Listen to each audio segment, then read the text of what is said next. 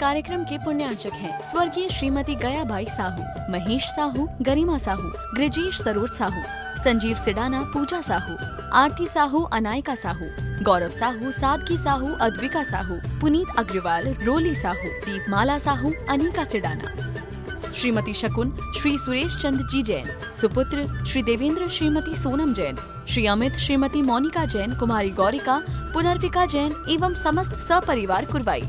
Firm सगुन garments, Kurwai, Madhya Pradesh.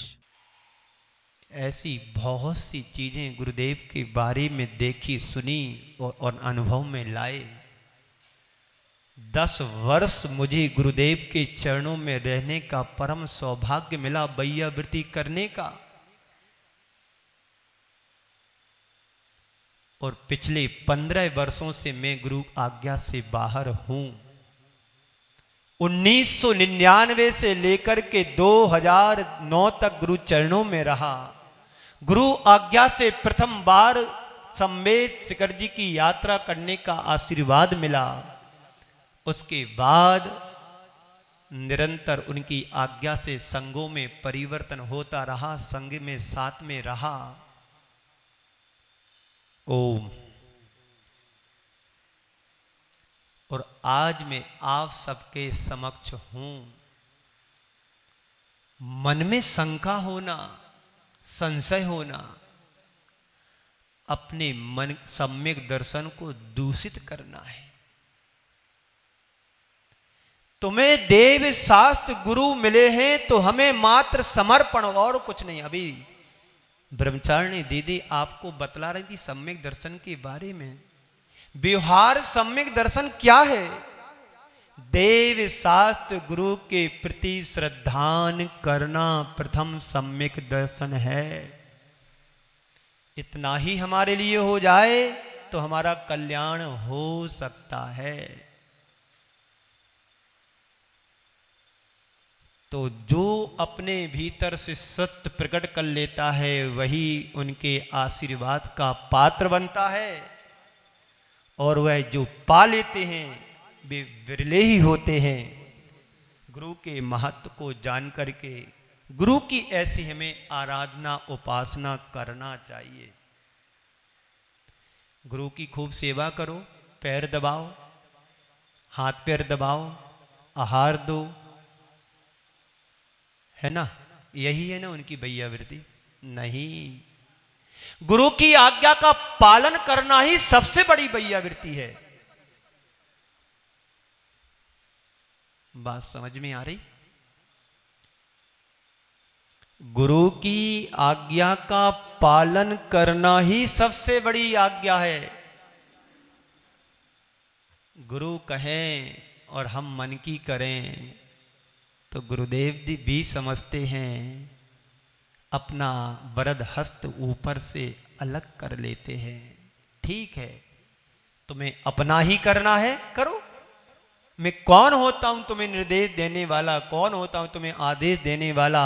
तुम मुझे गुरु मानते हो इसलिए मैं तुम्हें आदेश और निर्देश दे सकता हूं। जिस दिन तुम मुझे गुरु मानना बंद कर दो कि हमारा आदेश तुम्हें बंद हो जाएगा। यही परंपरा आज भी है हमारे संघ की। मैं जब कुंडलपुर से यहां निकल रहा था तो पूज्य महाराज श्री आचार्य महाराज समय सागर से मैंने निवेदन किया, गुरुदेव मेरी भावना को आप साकार रूप दें। तो उन्होंने कहा, जो मैं कह रहा हूं वो करो, अभी आशीर्वाद है, मैं अकेले को आशीर्वाद नहीं देता हूं। और मैं उनकी आज्ञा और आशीर्वाद लेकर के निकला। रास्ते में सुधा सागर जी महाराज का सानिध्य मिला। मैंने उनको अपनी बात समक्ष रखी। उनने कहा, ठीक है, मेरा आशीर्वाद है, जहां तुम्हें अनुकूलता लगे चातुर्मास करना, समाज को भेजना, मैं आशीर्वाद दूंगा। मैंने कहा, मैं अकेला हूं, आप कोई छुल्लक दे दो, आपके संग में बहुत हैं। कहा कि अभी अनुकूलता नहीं है, कोई आप देख लें, कोई मिलता है उसको भेजना, मैं आशीर्वाद दूंगा, आराम से रहना, मेरा आशीर्वाद है। और मैं निकला था कुंडलपुर से योग सागर जी महाराज के साथ। उनको भी मैंने बोला कि मैं लंबी यात्रा पर निकला हूं, राजस्थान चांदखेड़ी चातुर्मास मुझे करना है। बोला इतना जल्दी पहुंच जाएगा? मैंने कहा 25 दिन मेरे पास है और 550 किलोमीटर की दूरी, एक दिन में 40-45 चलूंगा तो भी मैं कवर आराम से 20 तारीख तक पहुंच जाऊंगा। चलते चलते उन्होंने साथ में चलने वालों से रोड निकलवाया, दूरी देखी। कौन देख रहा है?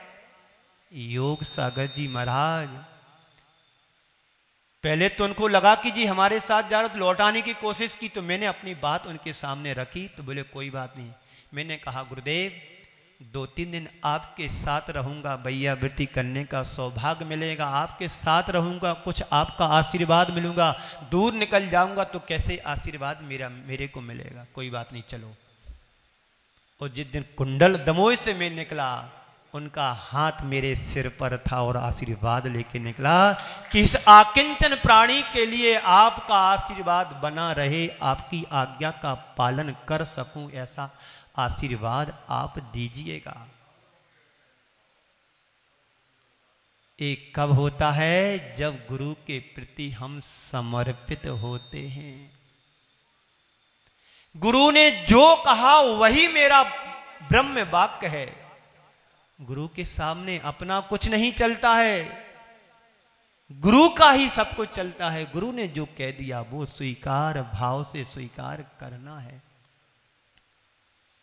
तो भारतीय संस्कृति में गुरु शब्द गढ़ा गया है, बाकी दुनिया में तुम्हें गार्ड, गाइड, टीचर पर गुरु नहीं है। गुरु शब्द अपने आप में बड़ा ही अर्थपूर्ण कहा गया है। गा रू ये 2 शब्दों से मिलकर के मेल से गुरु शब्द बना है। गु यानी अंधकार, रू यानी प्रकाश। जो तुम्हें अंधकार से प्रकाश की ओर ले जाए उसका नाम गुरु है। जो हमारे अज्ञान रूपी तमस से हटा करके प्रकाश रूपी ज्ञान की ओर तुम्हें पहुंचा दे, जो हमें सन्मार्ग पर चलने के लिए प्रेरणा दे, उसका नाम सदगुरु है। गुरु 4 शब्द हैं, गा उ रा उ। गा उ रा उ। गा का अर्थ है जो गंभीर हो। गा से जो गंभीर हो, उ से जो उदार हो, जा से जो रहस्य वाला हो, रहस्य के उ यानी उद्घाटन। गंभीर हो, उदार हो, जो रहस्य के उद्घाटक हो, उसका नाम गुरु कहलाता है। एक गुरु भारत में ही मिलेंगे आपको। भारत से बाहर आप जाओगे घूमने के लिए, आपको गाइड मिल जाएगा, ये पर्यटक स्थल है, ये झील है, ये अमुक चीज़ है, ये महल है, ये वो है, आपको उसकी भाषा में तुम्हें बताएंगे। और इंडियन होगा, भारतीय होगा, तो आपको उस भाषा को हिंदी में समझाएंगे। जैसे विदेशी भारत में आते हैं तो उनकी भाषा यहाँ के लोग सीख लेते हैं और उनको उसी भाषा में बोल करके बताते, ट्रांसलेशन करके बताते हैं। ये ताजमहल है, ये एलोरा की गुफाएं हैं, अजंता की गुफाएं हैं, एक टेम्पल है, एक कुंडलपुर है, एक ग्वालियर का स्वर्ण मंदिर है ना। वहाँ पर एक पर्वत है, कौन सा है ग्वालियर में? गोपाचल पर्वत है। खजुराहो में आते हैं, ये वैष्णो धर्म के मंदिर हैं, ये हिंदू धर्म के मंदिर हैं, ये दिगंबर जैन आमनाई के मंदिर हैं। एक बार आचार्य के पास एक विदेशी पहुंचा, वैसे बहुत जाते हैं, तो गुरुदेव के चरणों में जाकर के पिछी के बारे में पूछता है कि ये क्या है। तो गुरुदेव कहते हैं ये हमारी यूनिफॉर्म है। क्या है? पिछी के बारे में पूछता है विदेशी के क्या है इंग्लिश में। गुरुदेव ने कहा इंग्लिश में, ये हमारी यूनिफॉर्म है।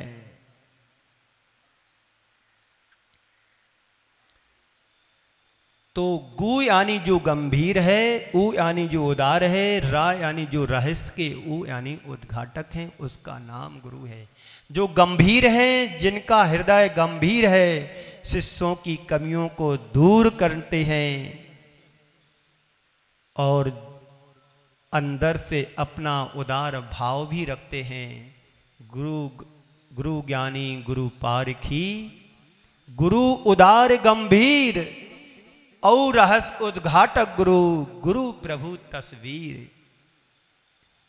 संत कहते हैं गुरु की मुद्रा में प्रभु की तस्वीर दिखाई देना चाहिए।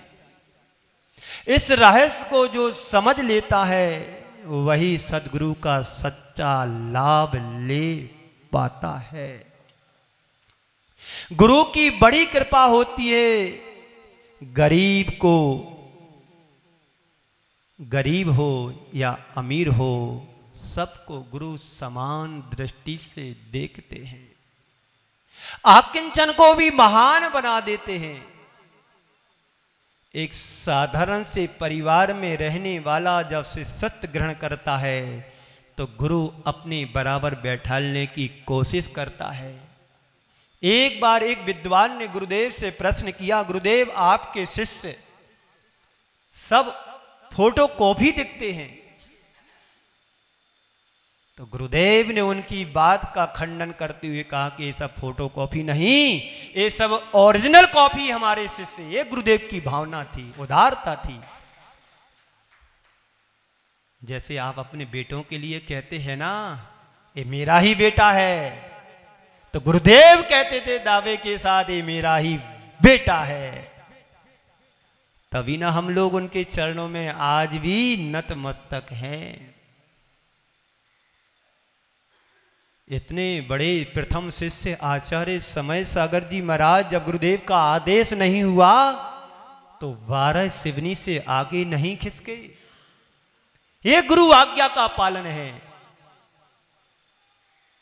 चाहते तो जा भी सकते थे, कुछ नहीं होता, देखा जाता, जो होता देख लेते, आशीर्वाद नहीं देते और क्या होता, पर गुरुदेव का मुख तो देखने को मिल जाता। पर बिना आज्ञा के नहीं उल्लंघन किया। ये गुरुदेव के प्रति समर्पण होता है।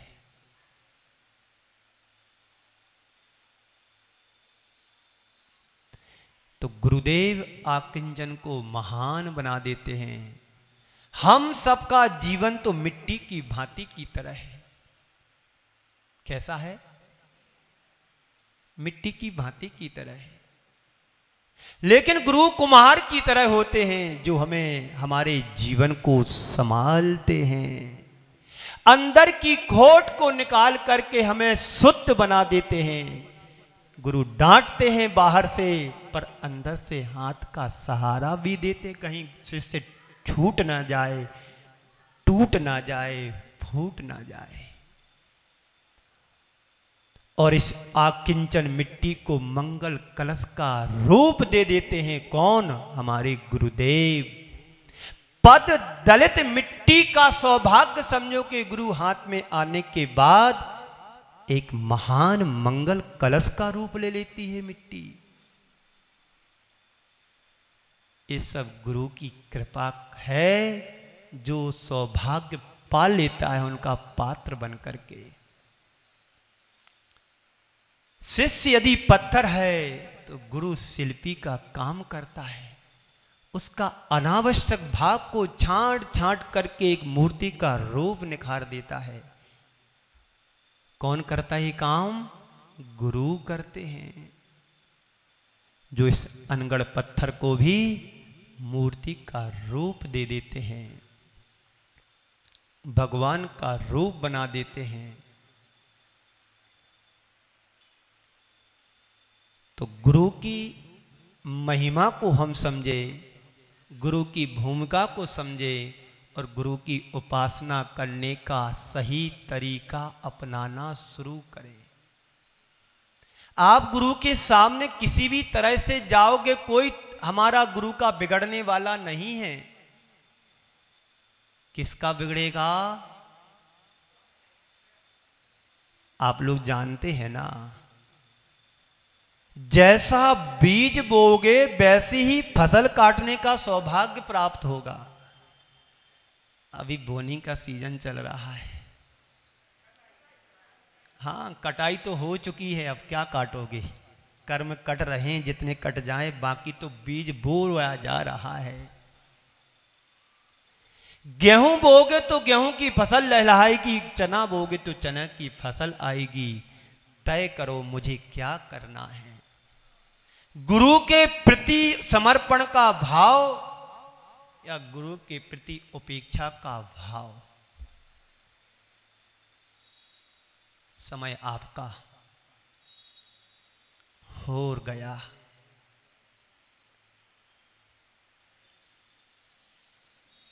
तो गुरु ज्ञानी गुरु पारखी, गुरु उदार गंभीर।